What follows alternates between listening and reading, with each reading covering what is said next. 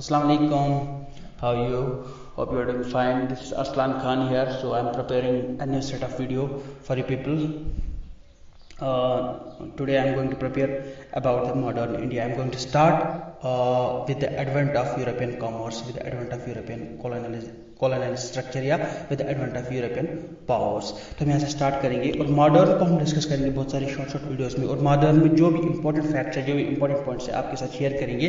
लेकिन पहले हम जो डिस्कस करने वाले हैं वो है एडवेंट ऑफ यूरोपियन कॉमर्स या एडवेंट ऑफ यूरोपियन पावर्स। पहले हम उनको डिस्कस करेंगे और उनको जानेंगे कि वो कैसे यहाँ पर आए। तो इसमें हम पहले डिस्कस करेंगे पोर्तुगीज के बारे में हम पहले जानेंगे। तो गाइज इसमें हम जानेंगे कि यूरोपियंस यहाँ पर कैसे आए, या मॉडर्न इंडिया में यूरोपियंस ने कैसे यहाँ पर कॉलोनियल स्ट्रक्चर है, कॉलोनियल वेब अपना सेपरेट किया। तो गाइज हम पहले जानेंगे कि पुर्तगीज कैसे यहाँ पर आ गए। 1500 AD में पुर्तगीज ने अपना कॉम्पिटिशन स्टार्ट किया था against the Moors of Africa. Moors of Africa के बारे में अगर आपको जानना है, वो सिंपली आपको ये जानना है कि वो मुस्लिम इनहेबिटेंट्स थे मगरिब, इबेरियन पेनिनसुला, सिसिली और माल्टा में ड्यूरिंग द मिडिल एजेस। तो उनके खिलाफ उन्होंने अपना कंपटीशन स्टार्ट किया और मूर्स ऑफ अफ्रीका के लिए बहुत मुश्किल बन गया कि वो रेजिस्ट करे पुर्तगीज को, और पुर्तगीज के लिए ये इजी बन गया कि मूर्स को हरा के उन्होंने बहुत सारी जियोग्राफिकल डिस्कवरीज की या मैरीटाइम डिस्कवरीज की, जिसकी वजह से वो इंडिया तक पहुंच गए। तो गाइस जो पुर्तगीज थे उन्होंने सारी एनर्जीज को खर्च करके, चाहे उनकी religious, political, social, economic energies थी, उन्होंने सब एनर्जीज को एक साथ मिला के, सब एनर्जीज को कलेक्टिव करके, उन्होंने सारी एनर्जीज को एक साथ खर्च करके वो यहाँ पर कॉमर्स और कॉलोनाइजेशन एस्टैब्लिश करने में कामयाब हो गए। तो इसमें जो सबसे बड़ा रोल माना जाता है वो प्रिंस हेनरी का है। प्रिंस हेनरी पहले नेविगेटर थे या बहुत उम्दा नेविगेटर थे जिन्होंने मैरीटाइम एक्सप्लोरेशन को प्रमोट किया और विजुअलाइज किया कि मैरीटाइम एम्पायर को कैसे फाउंड करना है या एस्टैब्लिश करना है या उसको कैसे कायम करना है। ये प्रिंस हेनरी जो थे इन्होंने फिट आउट किया सेवरल एक्सपेडिशंस इन मैरीटाइम एक्सप्लोरेशन। तो उस मैरीटाइम वार में, तो with in 20 years of his death उसका बहुत बड़ा उम्दा रोल है पुर्तगीज मैरीटाइम एक्सप्लोरेशन में। तो within the age of 20 years वो कहां तक पहुंच गए? He proceeded beyond the delta of niger.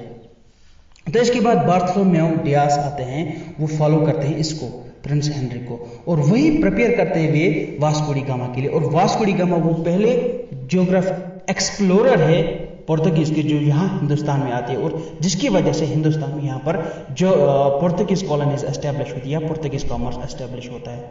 और उसका जो ये समुद्री सफर या इसको आप बोनवेज भी कहेंगे, ये सबसे इंपॉर्टेंट अचीवमेंट और सबसे लैंडमार्क मानी जाती है उस पुर्तगीज जियोग्राफिकल एक्सप्लोरेशन में। और इसने सारे डाउट्स रिमूव किए पुर्तगीज के लिए कि आपके लिए पॉसिबिलिटी है कि आप इंडिया कैसे पहुंचेंगे, या टाइम एक्सप्लोरेशन जो थी कि आप विया गुड होप हिंदुस्तान तक इजीली पहुंच सकते हैं, इसमें आपको कोई रुकावट आने वाली नहीं है। तो यहाँ पर हम पहले पुर्तगीज को डिस्कस करेंगे, और पुर्तगीज को जनरली हम उनके रूलर भी डिस्कस करेंगे, उनके रूलर कौन थे, उन्होंने कैसे हिंदुस्तान में रूल किया, उनकी कॉलोनीज कब एस्टैब्लिश होगी, इन सारे पॉइंट्स को हम क्रोनोलॉजिकली डिस्कस करेंगे, वन बाय वन डिस्कस करेंगे। लेकिन हम पुर्तगीज के बारे में पहले कुछ जनरल पॉइंट्स जानें। पहले एफर्ट्स यहाँ पर हिंदुस्तान में कॉलोनियल स्ट्रक्चर या कॉमर्स एस्टैब्लिश करने में वो पुर्तगीज का था। ये पहला इंपॉर्टेंट पॉइंट है जो आपको जाना है। अगर आपको पूछा जाए कौन यूरोपियन से जो हिंदुस्तान में आया जिन्होंने कॉलोनियल स्ट्रक्चर एस्टैब्लिश किया या कॉमर्स अपना एस्टैब्लिश या ट्रेड अपना एस्टैब्लिश किया, तो आपको झट से जवाब देना है वो पुर्तगीज थे।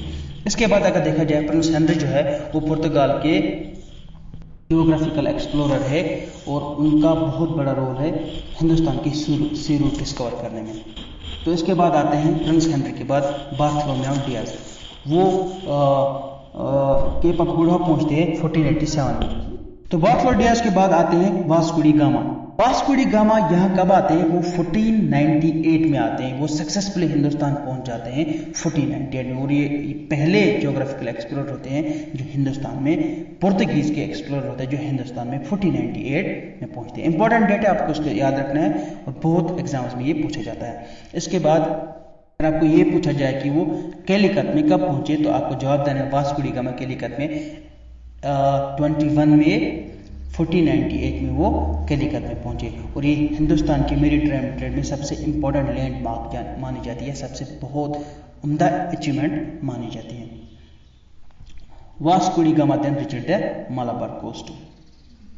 तो गाइस इसके बाद मैं आपके साथ एक बॉक्स शेयर करने वाला हूँ, वो है important Portuguese to visit India, यानी सबसे इंपॉर्टेंट जो पोर्तुगीज थे या पोर्तुगीज रूलर्स या उसमें वो हेल्प किया यहाँ पर एस्टैब्लिश करने में, कॉलोनीज, कॉमर्स वगैरह, वो कौन थे पहले हम उनको जानेंगे, हम उनके डेट भी साथ में देंगे। पहले जो इसमें आगे थे वो वास्को डी गामा थे जो 1498 में यहाँ पहुंचे। इसके बाद अल्वारेज कैब्राल वो 1500 में यहाँ पहुंचे। इसके बाद लोपो सोरस वो 1503 में यहाँ पहुंचे। इसके बाद फ्रांसिस्को डे अल्मेडा सितंबर 1505 में यहाँ पहुंचे। इसके बाद अल्बुक्वेर्क्यू 1509 में पहुंचे। इसके बाद नुना दे कुन्हा 1529 में पहुंचे। इसके बाद जो दे कैस्ट्रो 1545 में। बहुत डिफिकल्ट नेम से, पोर्तुगीज नेम से डिफिकल्ट पढ़ना है, प्रोनाउंस खुद कीजिएगा। Next important box that I am going to discuss with you is an important box, you have to remember it, without it it's difficult to mention Portuguese influence in India. Important ports of Malabar coast by the close of 15th century. यह है important box जो आपको पढ़ना है, लेकिन पहले आप थोड़ा सा मलाबार कोस्ट के बारे में या मलाबार पोर्ट के बारे में थोड़ा सा या उसके बारे में थोड़ा सा इन्फो ले लो। ये केरला स्टेट में पाया जाता है मलाबार कोस्ट। ये हिंदुस्तान की एक स्टेट है केरला, उसमें मलाबार पोर्ट पाया जाता है। डेंसिटी है इस पोर्ट की 816 किलोमीटर पर स्क्वायर, 16 किलोमीटर स्क्वायर, यानी 816 किलोमीटर स्क्वायर। इसकी लैंग्वेज जो है, लैंग्वेज जो वहां पर बोली जाती है वो मलयालम या इंग्लिश है, ये जो ऑफिशियल लैंग्वेज है वहां पर। और जो नंबर ऑफ डिस्ट्रिक्ट है 14 नंबर ऑफ डिस्ट्रिक्ट है, यानी 14 डिस्ट्रिक्ट इसमें पाए जाते हैं। और जो इसका वेदर है वो मोस्टली ट्रॉपिकल है। इसमें आपको देखना है कि इंपॉर्टेंट पोर्ट्स कौन कौन है मलाबार कोस्ट में। कोचिन ये बेस्ट ऑफ ऑल पोर्ट्स है। किलोन ये भी इसके बाद जो है इंपॉर्टेंट, सबसे इंपॉर्टेंट पोर्ट है। इसके बाद है क्राइंगनोर, के बाद जो है लास्ट वो है कैननोर। कोचिन, किलोन, क्राइंगोर एंड कैननोर ये इंपॉर्टेंट पोर्ट्स है मलाबार कोस्ट के, ये आपको याद रखने हैं, जो पोर्तुगीज ने यूज करके यहां पर इन्फ्लुएंस बढ़ाया या अपना एडवेंट जो है उन्होंने यहां से स्प्रेड किया और यहां से उन्होंने बेस बनाकर पूरे इंडिया में वो छा गए। इसके बाद हम क्या करेंगे, इसके बाद हम इनके रूलर्स डिस्कस करेंगे जिन्होंने हिंदुस्तान पे रूल किया, जो पोर्तुगीज रूलर्स थे या जिन्होंने इन्फ्लुएंस किया, पोर्ट्स पे इन्फ्लुएंस किया, ट्रेड पे इन्फ्लुएंस किया, पॉलिटिकल स्ट्रक्चर इन्फ्लुएंस किया या इकोनॉमिक स्ट्रक्चर पे इन्फ्लुएंस किया, तो उस चीज को हम डिस्कस करेंगे। लेकिन इसमें हम पहले आदमी को हम जो डिस्कस करने वाले हैं वो है अल्वारेज कैब्राल, ALVAREZ ये वो पहले आदमी थे जिन्होंने अरब वेसल को सीज किया।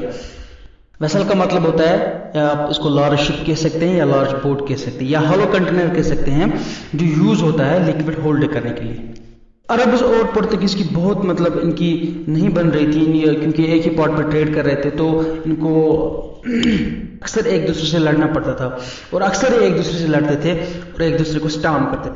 तो इसी के दौर में, अल्वारेज कैब्राल के दौर में ही अरब्स ने स्टॉर्म किया पुर्तगीज फैक्ट्रीज को, यानी पुर्तगीज फैक्ट्रीज को उन्होंने हमला करके उनको स्टॉर्म किया।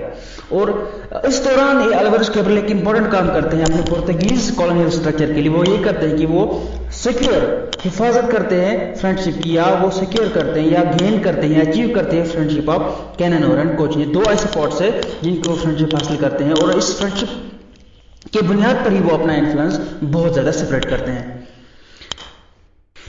इसकी टाइम एक इंपॉर्टेंट डेवलपमेंट होती है, वो है कि जब वास्को डी गामा दोबारा आते हैं, इसके टाइम वो दोबारा आते हैं, ये याद रखना है, अल्वारेज कैब्राल के टाइम वो दोबारा आते हैं। वो क्या करते हैं, वो डिमांड करते हैं कि यहाँ पर आप एवरी मुस्लिम रेजिडेंट का बैन करने, यानी जो यहाँ पर कैलिकट में ये पोर्ट्स है कैननोर, कोचिन, किलोन, क्रेनगो वगैरह, तो यहाँ पर क्या करना है, यहाँ पर मुस्लिम रेजिडेंट्स को बैन करना है, क्योंकि इस मुस्लिम रेजिडेंट्स और वह जो पुर्तगीज रेजिडेंट्स थे इनकी आपस में नहीं बन रही थी, या अक्सर ये जो दोनों जो ट्रेडर्स थे इनकी आपस में नहीं बन रही थी और आपस में ये हमेशा लड़ते झगड़ते थे। दैट्स वाई जो वास्को डी गामा है उसने फिर दूसरी बार क्या किया, इसने फिर दूसरी बार इनको यहाँ पर आने से परहेज किया या इनको आने से बैन करवाया।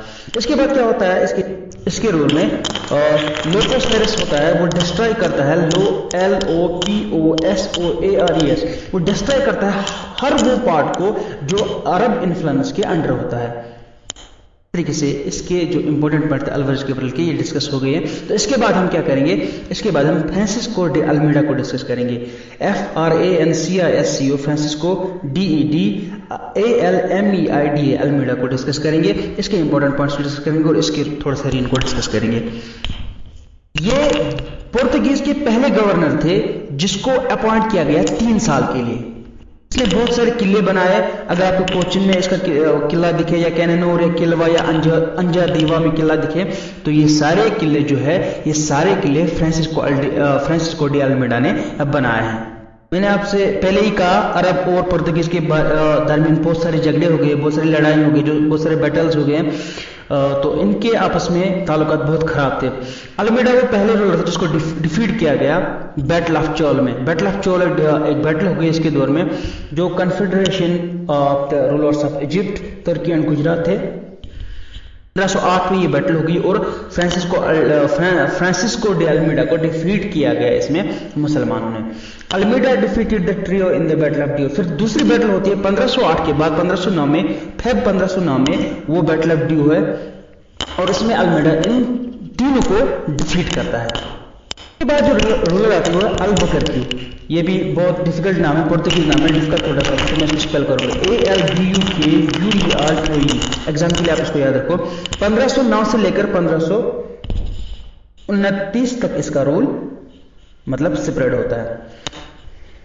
तो इनका जो पहला इंपॉर्टेंट काम होता है वो ये कि वो ये कनकर करते हैं, ये फतह हासिल करते हैं गोवा। आदिल शाही सुल्ताना बीजापुर जो होते हैं 1510 में इसे गोवा छीन लेते हैं। और ये क्या करते हैं, ये एनकरेज करता है पुर्तगीज सेटलर्स को कि आप हिंदुस्तान की औरतों से शादी करो ताकि हमारी जो स्ट्रेंथ है वो यहाँ पर मजबूत हो जाए। During his reign Malacca Ormus Aden वो सर्व करते हैं strategic points for Portuguese shipping, यानी पुर्तगीज शिपिंग इसके दौर में इंपॉर्टेंट जो उनके ये होते हैं रेस्ट प्लेसेस वो है मलाका और एंड एडन।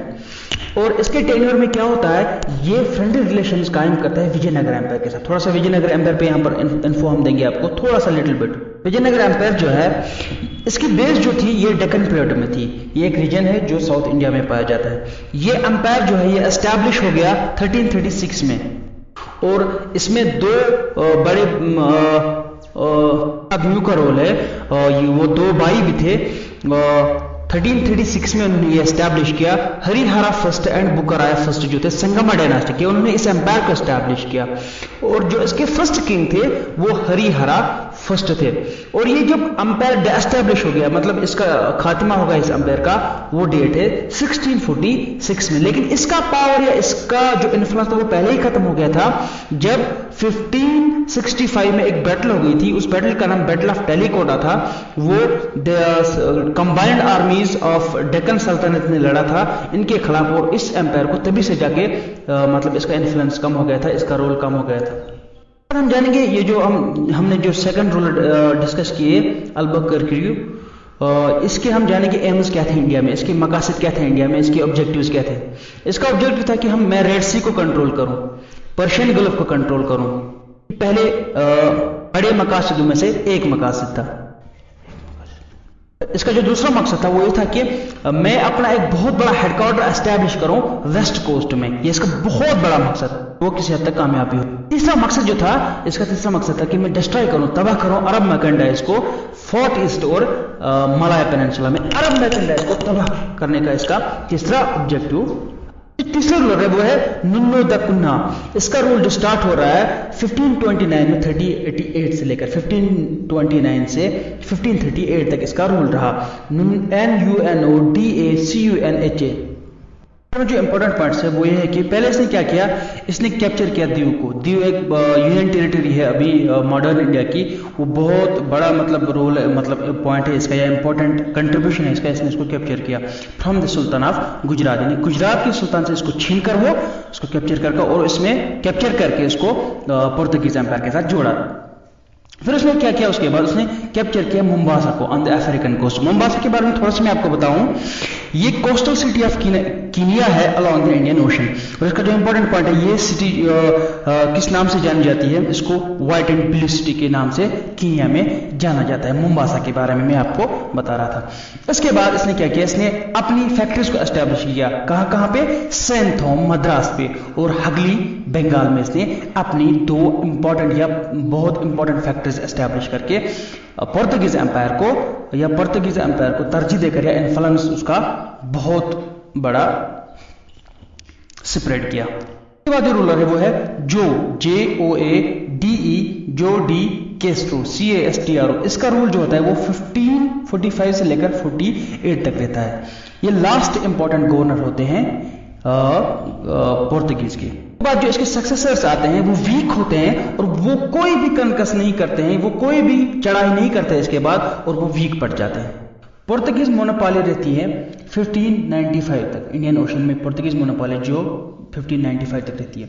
और श्रीलंका पहली कंट्री होती है, पहली स्टेट होती है जो पोर्तुगीज के खिलाफ रिवोल्ट करती है। और इसमें क्या है इंपॉर्टेंट पॉइंट इसके रूल में या इसके रेन में, वो है English naval fleet under Middleton defeated Portuguese in 1611 में इसको डिफीट किया इन 1611 या 1611। तो इसके बाद से जब मिडलटन यहाँ पर चढ़ाई करती है और डिफीट करते हैं पोर्तुगीज को 1611 में, तो इसके बाद क्या होता है, इसके बाद इंग्लिश इन्फ्लुएंस आता है या ब्रिटिश इन्फ्लुएंस यहाँ पे आता है। फिर क्या होती है, ट्रीटी पोर्तुगीज रिकॉग्नाइज करते हैं फिर right of the English to reside and trade in all their eastern possession. यानी हर एक ईस्टर्न जो पोजेशन वो पोजेस कर रहे थे उसमें इंग्लिश को हक दिया गया कि आप यहाँ पर ट्रेड करो या आप यहाँ पर अपना इन्फ्लुएंस जमा दो 1654 तक, यानी 1654 तक। फिर एक इंपॉर्टेंट चीज होती है, इसके बाद जो डेवलपमेंट होती है इस रूलर के बाद, वो है कि 1560 में पोर्तुगीज एस्टेब्लिशमेंट क्या करती हैं, वो पनिश करती हैं या बर्न करते हैं उन लोगों को जो अनबिलीवर्स होते हैं या जो डेंजरस होते हैं, इनके फेथ को नुकसान पहुंचाने में। तो वो पनिश क्या करते हैं, या तो उनको जिंदा जलाते हैं या उनको हार्शली पनिश करते हैं। जो पोर्तुगीज चर्च होता है यहाँ पर इंडिया में, उसको ऑर्गेनाइज करते हैं, उसको देखते हैं सेंट फ्रांसिस, उसको देखते हैं जो गोवा में 1542 में आते हैं, यानी 1542 में आते हैं। इसके रूल में क्या होता है, इसके रूल में एशियाटिक एम्पायर ऑफ पुर्तगाल जो होता है वो डिवाइड होता है 3 इंडिपेंडेंट प्रेसिडेंसीज में। एक तो viceroy Goa, governor of Mozambique and governor of Malawi. ये 3 प्रेसिडेंसीज बन जाती है जो अलग अलग प्रेसिडेंसीज में डिवाइड होकर स्प्लिट होकर फिर वहां पर अलग अलग रूल करते हैं। पोर्तुगीज के बारे में थोड़ी सी इंपॉर्टेंट चीज आपको बता दूं। पोर्तुगीज ने यहाँ पर स्टार्ट किया करताजा सिस्टम। करताजा सिस्टम क्या था, ये था कि Indian ship sailing to a destination had to bypass from Portuguese authorities. यानी किसी भी इंडियन शिप को बाहर जाना हो, ट्रेड के लिए जाना हो, कॉमर्स के लिए जाना हो, तो उसको पोर्तुगीज अथॉरिटीज से पास लेना था। तो ये करताजा सिस्टम जो है, पासिंग सिस्टम जो है, ये स्टार्ट किया था पोर्तुगीज ने हिंदुस्तान में। इंपॉर्टेंट सेटलमेंट जो पोर्तुगीज के थे यहाँ पर, वो बंगाल थे, सतगांव थे, चिटागोंग थे, हगली थे। ये सबसे इंपॉर्टेंट सेटलमेंट्स थे जहां पर पोर्तुगीज का इन्फ्लुएंस बहुत ज्यादा और बहुत इंपॉर्टेंट रहा। ऐसे भी कहेंगे कि ये जो सेटलमेंट्स थे ये मेट्रोपॉलिटन सेटलमेंट्स थे इसके, और जहां से पोर्तुगीज ने अपना इन्फ्लुएंस बढ़ाकर या अपना ट्रेड या अपनी कॉलोनीज को सेटल या एस्टेब्लिश करने में बहुत ज्यादा इस्तेमाल किया। फ्रांसिस के बारे में थोड़े से 2 पॉइंट बताऊं। इसको किस नाम से जाना जाते थे, इसको बोलते थे एपोस्टल ऑफ द इंडीज। यानी जो इंडीज कन्वर्टेड जो कन्वर्ट हो गए थे तो उनके वो एपोस्टल माने जाते थे। परावास के मतलब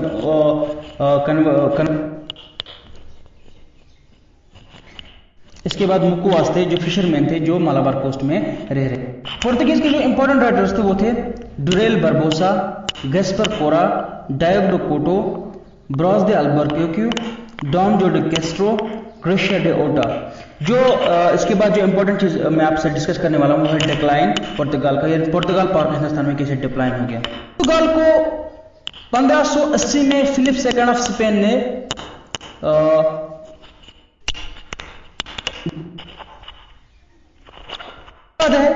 जो हम डिस्कस करने वाले हैं, इसके बाद जो हम मतलब आपके साथ शेयर करने वाले वो है reasons for the decline of Portugal power in India.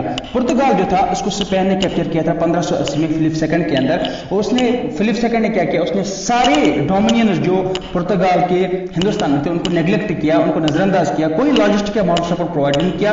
और इसके बाद जो सेकंड पॉइंट है रिलीजियस पॉलिसी ऑफ पुर्तगाल वो डिजास्टर्स निकली, वो बहुत खराब निकली और इन्फ्लुएंस करने में उसका रोल बहुत कलील था, और इसकी वजह से भी इसका डिक्लाइन माना जाता है।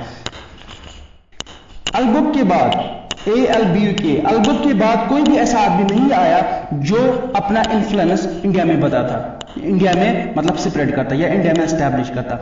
और पुर्तगीज एडमिनिस्ट्रेशन जो थी वो करप्ट हो गई थी, और ये मुगल्स के हाथ से बहुत डिफीट खा चुके थे, बहुत मार खा चुके थे, और इसकी वजह से भी ये इन्फ्लुएंस करने में क्या नाकाम रहे। यहाँ पर इंपॉर्टेंट डेवलपमेंट ये होती है कि अब यहाँ से rise of other European trading powers या कॉलोनियल पावर स्टार्ट होते हैं। इंग्लिश, फ्रेंच और डच जो होते हैं वो इसके राइवलरीज बन जाते हैं, और इसकी वजह से भी इसको इसके डिक्लाइन का कॉज माना जाता है।